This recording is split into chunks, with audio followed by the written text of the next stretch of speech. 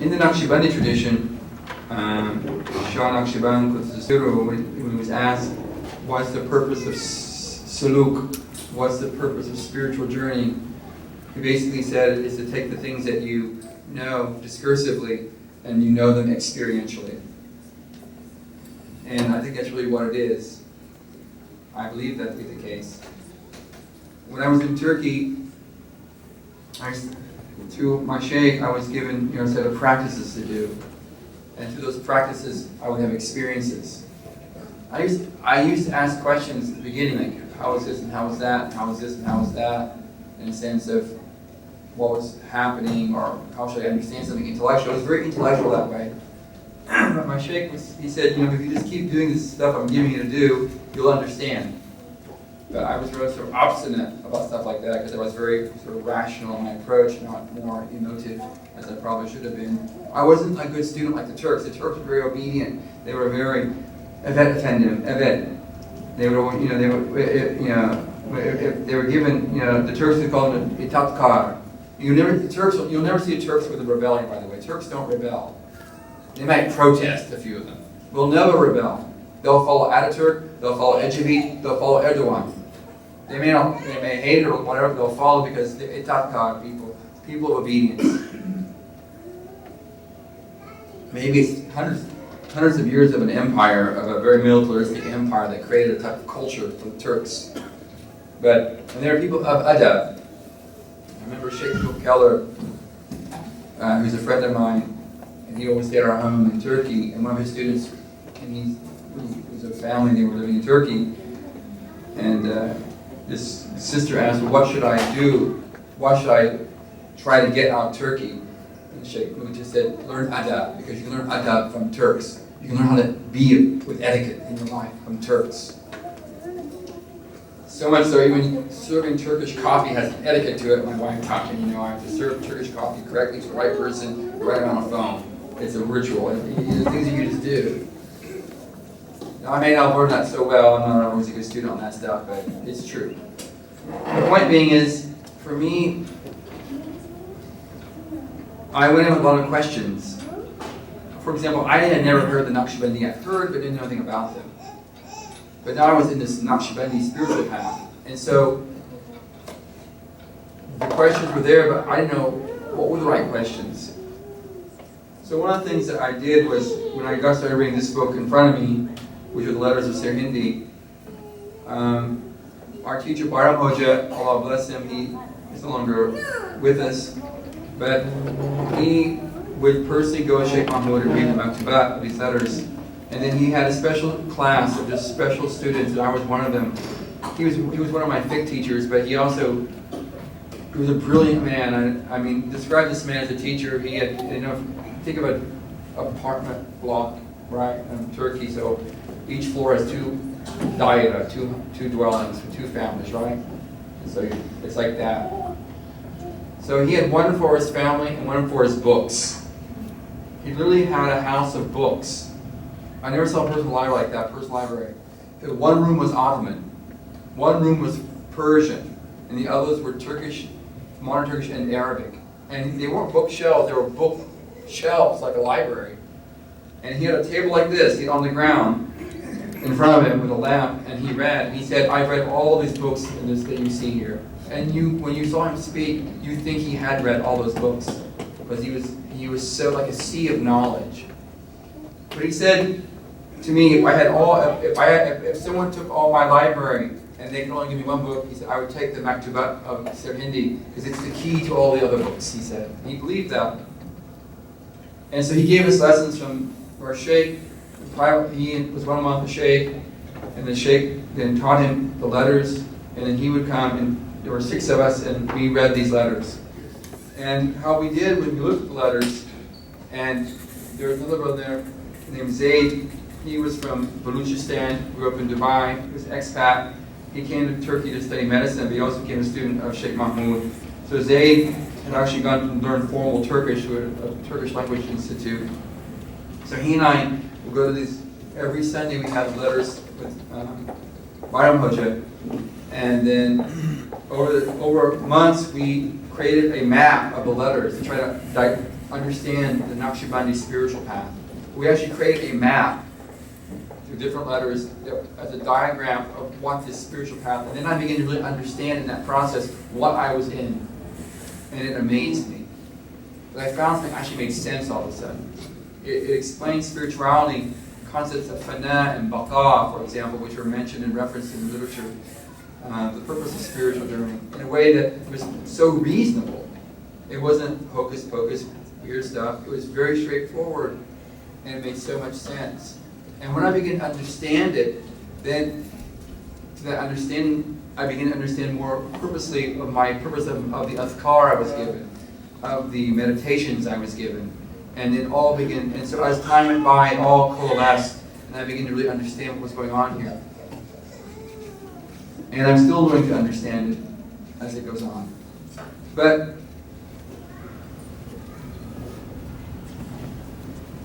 I guess the takeaway from all this is that, well, you only live once, so you better take opportunities that come your way because you may not have any more. And if you want to do something, then you better roll up your sleeves and just do it. Because opportunities are always open. As Abdul Wali said, Man futila babu min ababa khafiyam tahizzu inhu la yadri ma tiqab anhu. He to whom a door of good is open, let him enter into that door immediately. If he does nothing on that door, will be closed on him. So that's how I think it has to be. You have to be a person as of ulu himma, of high aspiration. You have to aspire for high things. And the highest thing to strive for is just Allah Azza wa Jal. There's really nothing beyond that to even discuss anymore. And, making Allah sufficient for you in your life is the greatest thing you can experience. And I think in our generation of Muslims, especially as Western Muslims, we are very well off, we are well fed, satiated people. But I think we're still very much spiritually immature and still seeking and wanting, but not necessarily finding, or maybe not even knowing what we're wanting. I remember when I visited Shaykh Abdul Wali with the winter at Cambridge once, and he had some students of his who were seeing him, and the students left, and then I went to his office, and he said, these people come here to find themselves, but they don't even know. But he said, but they don't even know what a self is to find in the first place. They're looking for something they don't know what they're looking for. So, man araf nafsuhu rabbahu, he who knows himself knows his Lord. Well, you need to know what that means. This is not necessarily the most authentic tradition. There's still a lot of truth in it. So, I want to talk about, that was it about me. So I gave a very short version of it, so let's get down to the real important things to talk about. So I'll make sure, what time is it? So I don't want to overstep any time. 7:25. Okay. Wow. Really? On track, I suppose. So who is Ahmad Sirhindi, the author of these letters? So I want to give you a bit about him. So he was born in 1564 and died in 1624. He was traditionally trained by his father and other mashayikh. He studied in Sirhind, went to Lucknow, studied, and he did very well in his studies. He's living during the reign of Shah Akbar, and of course, if you know anything about Mughal history, this is the high period of the Mughal period. During the reign of Shah Akbar, he formed his Secretic religion of the Deen Ilahi, the sort of amalgam of different beliefs. He didn't have any followers, but he was under this impression that Islam had run 1,000 years of historical course, 1,000 years, and after 1,000 years, Islam has come to its end, and it was time for a new religion, and, hey, I'll be the new religion founder, and he became a founder of his own religion. And basically there were maybe 30 odd courtiers who sort of, because they're courtiers, they followed him. But But as the ruler, his policies were influencing his subjects. For Sirhindi, as a very staunch Sunni kind of guy, he felt in the context of India that the Sultan was giving a lot of preferential treatment to the Hindus as a majority and to Shia courtiers. And so Imam Rabbani, or I will call him as Imam Rabbani, Ahmad Sirhindi, I will call him as Imam Rabbani, one of the issues that he addressed when he was, by the time he was 18, is he wrote an epistle called Ithbat al-Nubuwah, or the affirmation of prophethood. He wrote it as an Arabic epistle he wrote, and in that he basically defends the Prophet of Muhammad ﷺ, that the Prophet of Muhammad ﷺ, according to Ahl Sunnah scholars, doesn't come to an end. That his prophethood, along with the Sharia which he brought, ﷺ, will last until Yawm al-Qiyamah. So there's no need to have a belief that there will be a suspension of the Muhammadan dispensation. And therefore, it was a very simple epistle to defend Muhammad ﷺ and to give a counter-argument to what Shah Akbar was doing. And that sort of really indicates something of Sirhindi as a person. Was his affirmation of mainstream Sunnism, as per Sunni scholars, and yet at the same time taking a stand against what he felt was error and deviation. And he, as a young man, was exposed to the works of Ibn Arabi through his father. He was exposed to the Chishti spiritual path, and the Suhrawardi spiritual path, and the Qadri spiritual path. He was given ijazat to initiate people into these spiritual paths by the time he was about 18 also. So basically, he covered a lot before he was even 20. I mean, he had really attained to a lot. Allah gifted him with many things. But it wasn't until he was in his early 30s that he met Abdul Baki, who was a Naqshbandi Shaykh, who was living in Delhi, who had actually come from Central Asia to move to Delhi. And he met him, and he became initiated into the Naqshbandi tradition, and that was then the change. So when you read the letters, for example, the first 20 letters in volume 1 are letters he wrote to his Shaykh before his Shaykh passed away. He only met the Shaykh 3 times, the Naqshbandi Shaykh, 3 times. The first time he met him, he took the spiritual path. The second time he met him, he had progressed so far that the Shaykh actually offered some of his own students and his own sons to be given to Ahmad Sirhindi to give them guidance. And then by the time the third time he met, he gave him absolute ijazah, free ijazah in the spiritual path. And so Allah gifted this man, but you understand the gift, you have to read the letters. I mean, I can say that because I'm biased, right? But he was able then, through his own spirit, and what's interesting about the letters is, and I sort of break it up, that you have these 3 volumes, I have it as one book, but actually there are 3 volumes. And the 3 volumes are broken up, which he had, when he wrote the letters with the intention also to have them recorded and preserved within a book. So he sent letters out, he received letters and responded, and then he had second copies made, and those were kept as a volume of letters. And they're all chronological. So you can start from the first letter, which are the letters to his own Shaykh, the last letter he wrote, which he finished about 2 days before he died. And all letters are, you'll notice that there's a change in his letters. The first volume are very outward. He talks a lot about the necessity of Sharia, the importance of Sharia, what is tasawwuf within Sharia, what's the purpose of tariqah, what's the purpose of fana, what is ikhlas, how do you have these things? Letters like that. When you start getting into volume 2, he gets a lot of discussions about Ibn Arabi, wahda wajud, his idea of wahda shuhud. What are these ideas about? More metaphysical discussions. And then when you get back letters in volume 3, he really gives us larger cosmology, a larger cosmological understanding. And the last letter is this large letter where it's a synthesis of all his beliefs and his discussion of the Haqiqat Muhammadiyya, the Muhammadan reality. What does it mean? And so that's a very interesting thing. But at the same time, the letters are also, within the letters, the blueprint of his spiritual path. This is what's interesting. It's not just letters, it's that actually the teachings, his meditations and things are all about operationalizing the letters. The things he taught, he also gave as spiritual practices that if you follow them, you will operationalize to the end of the last letter. You can experience these things and know them yourself. That's what's interesting. There's no other major Sufi who did something like that, who left that type of systematic way very clearly in his letters. You have to piece it out, but also through the practices. And so today, most Naqshbandis Jumi are influenced by him.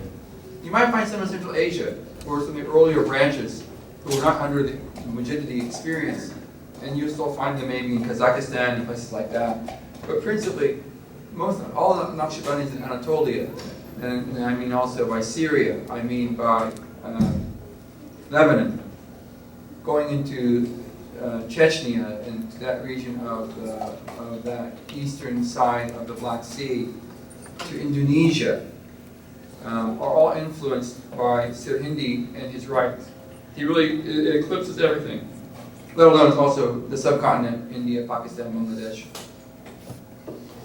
And of course, like any tradition, it has a lot of advocates for it and those against it. You know, those who argue, you know, like you'll have Shahullah coming later on, and Shahullah trying to take Ibn Arabi's thought of Wahdat al-Wujud. Of course, whether Wahdat al-Wujud actually is really what Ibn Arabi taught, we can debate that. There are many scholars in Arabi say no, and later ones who say yes, whatever. But you'll have like Shahullah taking Sirhindi's idea of Wahdat al-Shuhud, which I can talk about a little bit later. This is terms for you, trying to put them together. So he's been a very interesting person. If you've been with Jama'at Tabligh, for example, and you go to Jama'at Tabligh, to give an example, you are influenced by Sirhindi. Anytime they talk about Ilm Amal Ikhlas, the three things you have to have in Sharia, Ilm Amal Ikhlas, but these are from Sirhindi's letters, this concept, or his own letters, where he talks about the Sharia has three components, Ilm Amal Ikhlas, and Ikhlas. Tasawwuf is to operationalize Ikhlas. And these concepts are there, let alone the idea of a nation state. For example, Pakistan is an independent nation state. Sirhindi has a historical role in being sort of like an ideologue person who has this idea of sovereignty of Muslims within the subcontinent and the establishment of Muslim hegemony, even though the minority. He very much emphasized that, for example, in his letters. So he's a very influential person, though a lot of people may have heard of him, or maybe you have heard of him, or just heard him as Mujaddid al-Thani, the Mujaddid of the second millennia, etc. Maybe you've heard it like that. But having said that, then, what then are these ideas that I want to get into? So that's a little about him. You can go online and read about his life. You know, you can just Google him, Ahmad Sirhindi. You'll read about him, and that'll be enough for you. I don't have to dwell on that too much. So let's talk really. I want to talk now about these issues of what are his ideas of purification of self. From the get-go, that's where you need like a whiteboard. We'll hold that whiteboard thing. We'll have to get down to a whiteboard probably to explain some stuff. The first thing I want to understand, whenever I say Sharia, what do you mean? So most of you think, oh, Sharia, it means a path to the water well, to the pool. It's the Shara, to go down this path. You know, that's what it means lexically. You can have that meaning to it. The idea of law, the idea of sacred law. You know, it's common to be, now Sharia is oftentimes translated as sacred law, to distinguish it from some type of profane or secular law. But if you ask me, based on what Sirhindi would say, or at least try to understand his thought, what is Sharia? I would simply say Sharia is the embodiment in a structured manner of how you can operationalize Muhammadism in your life. Each Muslim has Muhammadism as his ideal, I would hope. He is the messenger of Allah. Revelation came to him. He doesn't speak from his capri, as the Quran teaches us. Imam Shafi in his Risala, and Imam Bayhaqi in his Madkhal al-Kabir and his second Madkhal al-Saghir, as Imam Suyuti has compiled these ideas in his defense of the Sunnah, that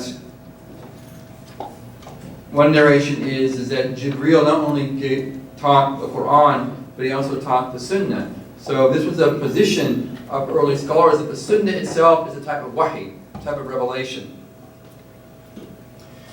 So for Sirhindi, and my understanding is that you have to have some way to operationalize Muhammad in your life. And so in a sense, the Sharia is the way to operationalize it.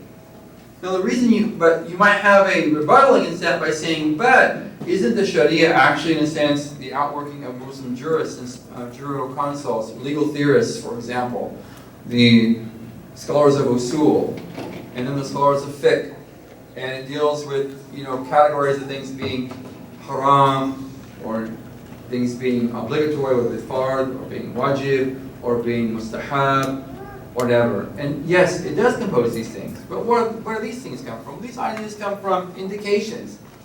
Perhaps the way Allah says something in the Quran implies an obligation. Either it's given as a command, an amr, aqimus salah, establish prayer. It's an amr. The amr implies ijab, obligation. Something like that. Perhaps it's a recommendation. Perhaps it's something given to you as a threat. If you do this, the penalty is this. For example, if you're a thief, the penalty is amputation, for example. So, this idea of legal categories are indicated within the context of the Quran and the Sunnah, all times through the language that is being used, indicate the emphasis of the lawgiver, Allah Azza wa Jalla, or the Prophet Sallallahu Alaihi Wasallam. And then our jurists come along, our legal theoreticians, the usuliyun, they come along and they sort of categorize and codify and clarify and help us to see these ideas which are inherent within the sacred text, that is the Quran and the tradition of the Prophet ﷺ. And all that is really what? The Quran itself is revelation. But Muhammad ﷺ is the walking Quran, as you all know. I'm saying Aisha, well, I'm not telling us this. And therefore, he is the embodiment of the divine intent. What all the Quran is teaching us, whether even through the explicit commands and prescriptions, as he himself avoided the prescriptions and fulfilled the commands, or through for example, the narrative, the qisas, the various narrations of the prophets, are also indicators of him. Because there's no time in a narration of whether it's Musa alayhi salam or Ibrahim alayhi salam or any other prophet, except that prophet story is also relevant to the context of the prophet's own life, his own life journey, his own seerah. There's always a relationship there. And he is Jawami al-Kalam. He is a synthesis of divine speech, in a sense that he is a synthesis of speech. Not just because he was eloquent, and he had the capacity to speak and say truths that were very concise, but he's also a synthesis of previous revelations. He is a culmination. And these realities of him, then, he embodies in his own person. And not only that, he is the person who has his divine ascension. He has left this physical realm in the night of ascension and taken the body he was born with and gone to paradise and come back with that body out of paradise and saw what he saw. These are very important things to think about the Prophet ﷺ, and you cannot dismiss them because these understandings define your relationship with him. And your relationship with him determines your outcome of your own life journey. Simple as that.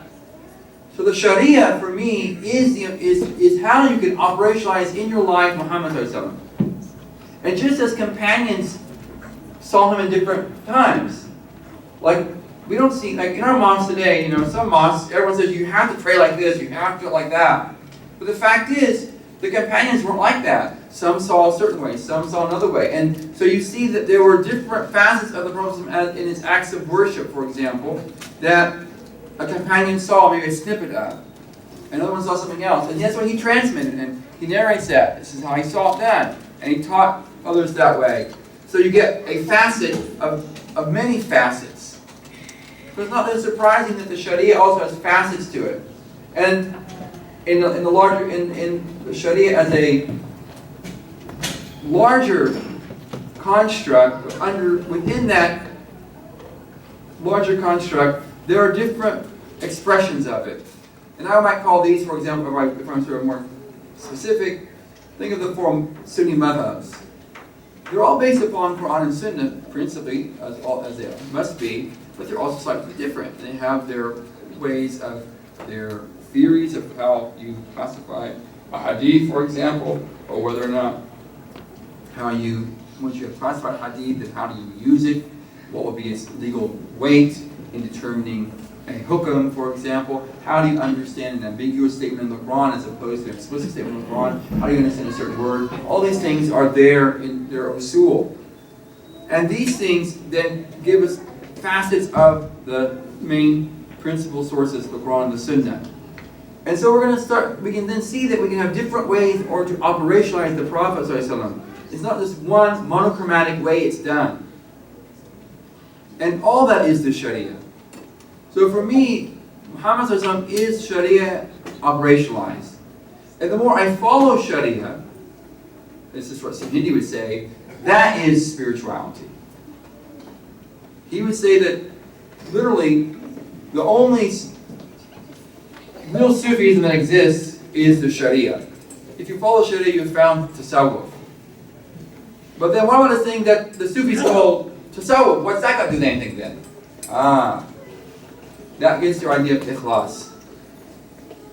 So understand then that the Prophet from Sirhindi's perspective is the Insan Kamil. He is the embodiment of this ideal. He is, and I believe this to be the case, this is my personal view of it, he is the paradisial man that walks amongst us. Because he's been to paradise and back. And he is a paradisial entity. His physical body was different according to tradition. You're saying Aisha could read with the face of his light at night, but none of us have that quality. Yet we know that people in paradise, at least when you rise out of your grave, Yom Qiyamah, you have light coming from your face, light from your hands, from places where you made wudu, for example. This luminal nature of paradisial entities is real. But he had it in this world. His body, his companions collected his perspiration because it smelled of musk. But musk is one of the scents of paradise. It's the scent of the blood of martyrs who are promised paradise. The bodies don't decay. He already has these qualities in some quality amongst us. It doesn't make him non-human. It actually makes him truly human. Because you're never going to find your humanity into paradise, by the way. I mean, right now you're in this process of becoming human. But the true humans are, from my perspective, they're Homo paradisius, not Homo sapien. We're Homo sapien, we may be the wise hominin, but true humans are Homo paradisius, people of the hominin of paradise. Because that's our origin. Our father Adam had his habut, his descent from it, and Muhammad has his miraj, his ascension towards it, and his ascension to it is what takes us back to it. But you have to think this way. So to operationalize the Prophet ﷺ is to start to operationalize a paradisial nature. Understand this. To operationalize the Prophet ﷺ in your life is to begin to operationalize a paradisial state now. Let me give you an example of what I mean by a paradisial state now. The Kaaba is a structure in a valley in Saudi Arabia, the kingdom. In Mecca, as is mentioned in the Quran, in Mecca, as we all know it, the place of broken bones, Mecca. And there it is. But what is it? It's really an earthly representation of Bayt al-Ma'mur in the 7th tabaka of Jannah, which is the station of Ibrahim alayhi salam. So on the night of ascension, the Prophet in his narrations that he mentioned the Sab'a Tabakat, the 7 stations or maqams, or degrees or levels. And the 7th one was his father Abraham who greeted him. And Abraham was leaning against the Bayt al-Ma'mur, and the angels were circumambulating around this. So in paradise, in the 7th tabaka, is this Bayt al-Ma'mur. And it has an earthly representation. In the paradisial realm, angels circumambulate. In this realm, humans circumambulate. So we mirror angelic activity from the maqam of Ibrahim, the station of Ibrahim. This is what I mean by this sort of paradisial qualities are reflected down. And you have to understand this very well, I believe, as a Muslim, understand even the concepts of salvation in Islam. Understand that. Fundamentally, I believe personally, and I give this a lot of thought, that what God is doing for us, He is giving us things of paradise that allow us to enter paradise. For example, Alaysa la la miftah jannah. It's not la la miftah jannah. This is not just a metaphor. It's literally words that are written on the leaves of plants in paradise, la la, for example, according to tradition. When the Prophet, it's written on the arsh of Allah, la la Muhammad Rasulullah. These are from Sahih Hadith. We have literally paradisial realities that are given to us by Allah. And it's these paradisial realities which are means for our return back. I think of them as paradisial inversions into our realm. And through these inversions we connect with, and they bring us back to their place of origin. which is our ultimate place of origin. So for a Muslim who wants not just to be in any place in the Jannah, but wants to be, as he said, the closest to me, Yawm al-Qiyamah, are those who are best in akhlaq. And akhlaq is Muhammadan characterizations. I was raised in order to bring to perfection character traits. The functional role of the Prophet is that. And if you know, akhlaq is derived from the verb khalaqa, which means to create. And Allah al-Khaliq, the creator, musawwir, the fashioner, right? So one aspect of becoming a believer is to be transformed through this this process of recreating. But recreating yourself through the imago Muhammadi, this Muhammadan imaging. To reflect yourself by seeing him and then seeing his perfections, his kamalat, and clothe yourself within them.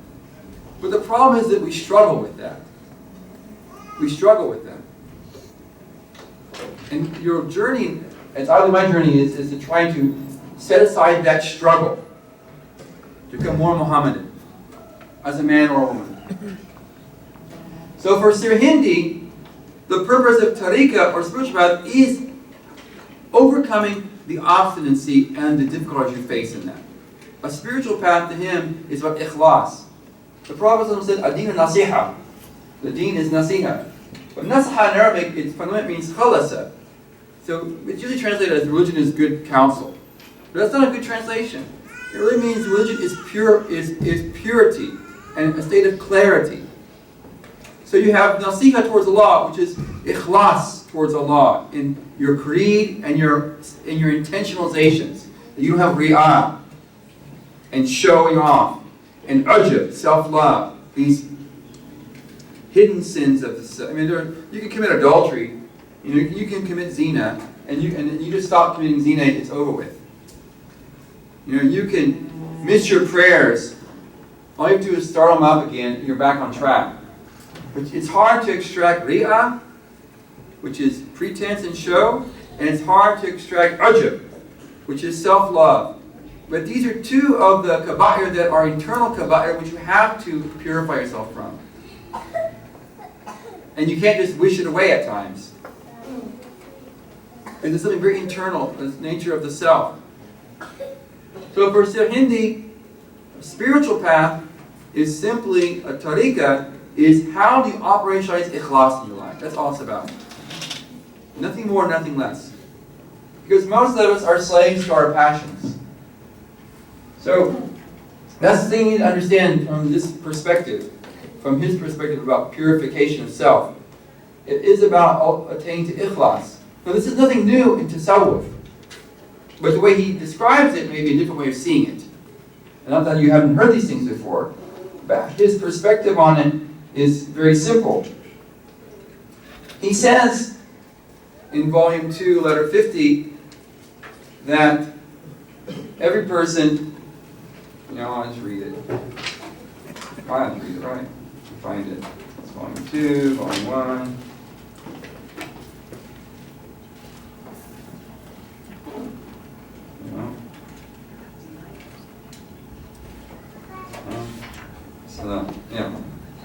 So he says, Maktubat Khamsun ila Mirza Shamsuddin.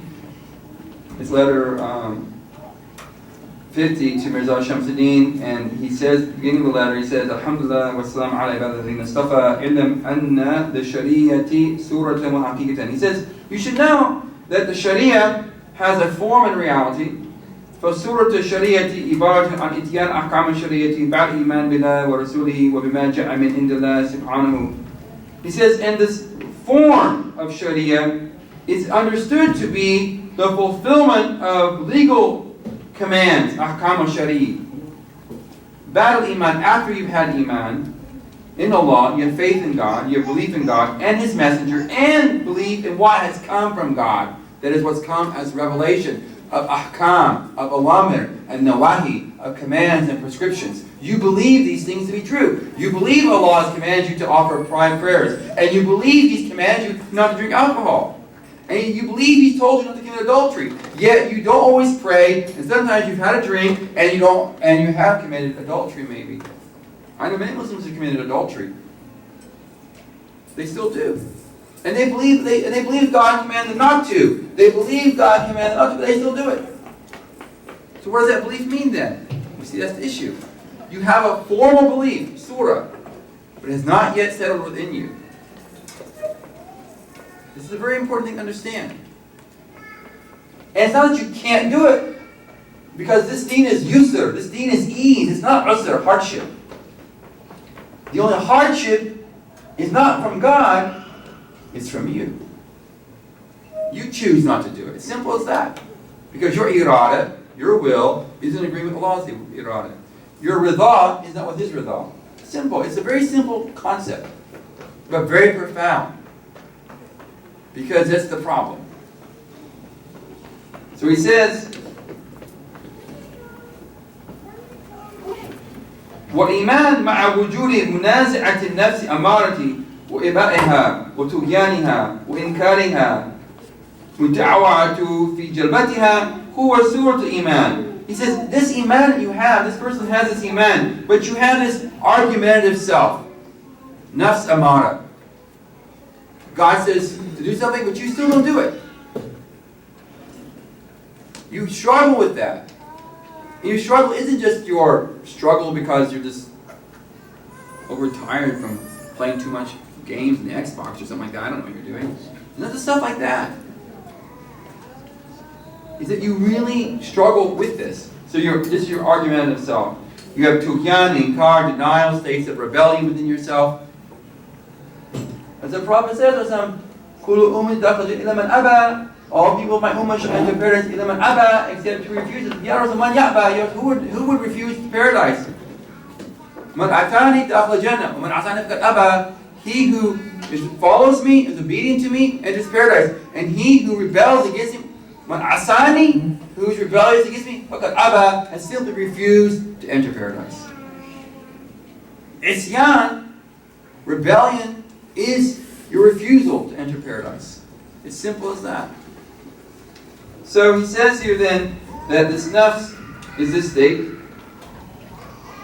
And he says, this is with iman. This is your iman. وكذلك الصلاة والصوم مع وجود صفاتها هذه سورة الصلاة والصوم وعلى هذا قياس سائر أحكام الشريعة فإن النفس التي هي عملة الإنسان وهي مشار إليها بكل فرد بقول أنا على كفرها وإنكارها فكيف يتصور منها حقيقة الإيمان. And he says here, he says, similarly, not only is your iman, your prayer is a formal prayer. And your fasting is a form of fasting. A formal form of fasting. And all the other things you do are just form. And in every person, there's an indicator of this self. It's when you say I. I. And if you understand this very clearly, in Surah Taha, which is the first time, we know Surah Taha was real early on because Sayyidina Omar, this is what he read when he converted. So we know it's probably around the year 7 of the Revelation. Surah Taha. It was one of the earliest of the surahs with the narration of Sayyidina Musa alayhi salam. And then Allah says, how does Allah describe Himself in this surah? Inni anallah la ilaha illa ana. I am Allah, there is no God but I. Allah describes Himself with the divine I. Inni anallah la ilaha illa ana. I am God, there is no God but I. Why is He speaking this way in the Quran? With the first person. I. To Musa alayhi salam only. Because later you read in the Quran, when Pharaoh says what? Ana rabbukum ala, I am the Lord Most High. Because Pharaoh had tughyan, qad he had rebellion against God. He's saying, I am your Lord Most High. And so that's the point. The I of God and the I of the person are in conflict. The I of God is supreme, the true I. The I of man is the I that rebels against God, saying, Ana rabbukum ala, I am the Lord Most High. And we all do that. And even if we're not Pharaoh in Egypt, a long time ago, you still do it. I do it. This is our problem. And that's the thing that you have to overcome, is this I-ness. overcome your I-ness. Except Muhammad doesn't have perfect I-ness. But he said what? The most knowing and fearing person of God, Ana, he said I, he said Aisha. It's I. His I-ness was the most perfect. His I-ness, he was the most knowing. Alamakum akshakum, atqakum. Bila ana, minkum ana, alamtu is I. He said to Aisha, I, this man Muhammad, I am the most knowing of God of all of you, and the most person with the greatest taqwa of all of you is this I. And this is the Abd Shakurun. So for Sirhindi, only when you create a relationship with Muhammad's I-ness can you overcome your own I-ness, which is in a state of rebellion. And that's what tasawwuf is about. Is that overcoming that I-ness. How to make your I-ness less resistant to God, to God's I-ness, and more Muhammadan in nature, till you become Abdun Shakurun, the servant which is instead of ubudiyah, but in the quality of gratitude. Because that's the quality of the believer. Alhamdulillah Rabbil Alameen. The first words of the Quran begin with gratitude. Alhamd. That's everything.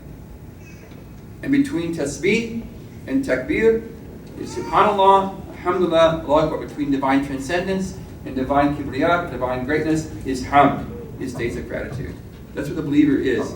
With the Western, we're the people of being the medial people of the middle place, people of hamd, between tanzih, tasbih, between takbir, divine greatness. This is our nature as believers. This is the Muhammadan way. So for him, ikhlas is about this issue. Purifying the self from this devastation of I-ness in order to overcome rebellion against God. It doesn't mean your life will be sinless. No, it doesn't mean at all. Oh, no. Don't be a fool. You don't sprout angel wings in this path. Because you still have one thing to conquer, is your physical body. And the physical body is of this world, not of the paradisial realm. Therefore, you'll always struggle with the body. And that's why the Sharia is geared towards the physical body, not towards the spirit. Because the perfections of the Sharia are about controlling the body, not the issues of an eternalized state. That's why the Quran doesn't have these issues, a lot of discussion on rulings that deal with internal states. Allah just says, "Udhkura dhikran kathiran." Remember Allah with great remembrance. That's the command for the command of the heart. But the command of the body is about avoiding harams, avoiding adultery, not backbiting, not telling lies, fulfilling contracts. These are all physical things. But that's what you always will struggle with.